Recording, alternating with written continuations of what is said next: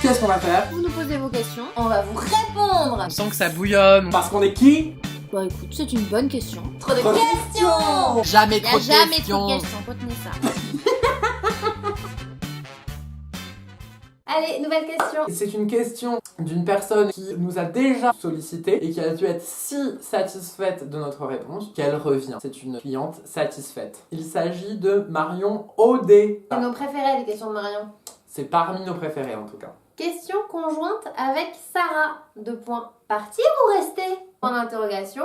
Point d'exclamation. Donc d'abord on pose le décor. Question conjointe avec Sarah. Quand on est, et ça peut arriver à n'importe qui, dans une question conjointe avec Sarah, faut-il choisir de partir ou de rester? Je pense qu'on a bien cerné L'enjeu. Comment gérer cette situation? Faut-il continuer à poser des questions conjointes avec Sarah? Partir ou rester? On pourrait croire que notre réponse serait ou partir ou rester. On va être un peu plus nuancé que ça. Pourquoi se poser cette question? D'abord, je voudrais faire un petit rappel neurobiologique. Face à une situation de stress, les deux réactions de l'être vivant vont être soit de partir, la fuite, soit de rester pour le combat. Et je pense que c'est ce que Marion nous délivre. La situation de question conjointe avec Sarah, c'est quelque chose qui est très stressant pour elle. Il y a beaucoup de critères qu'il faut prendre en compte, beaucoup de questions qui sont relatives à la qualité de votre relation avec la nommée Sarah. Ça, c'est des choses qui vous appartiennent. Du coup, on va plutôt recentrer le débat sur quelque chose qu'on maîtrise un peu plus. C'est la question de la question conjointe. Se poser des questions de façon conjointe, c'est pas une décision qu'on prend à la légère, je pense que vous le savez. Donc je vous invite vraiment à réfléchir à votre démarche. Poser des questions avec Sarah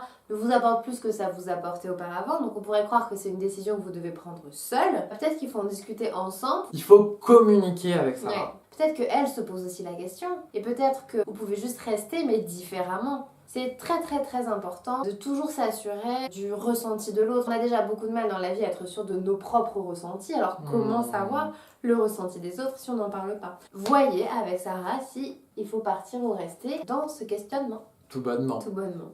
C'est votre décision, Marion Audet, et nous vous faisons confiance, Fanny et moi, de manière Conjointe. conjointe.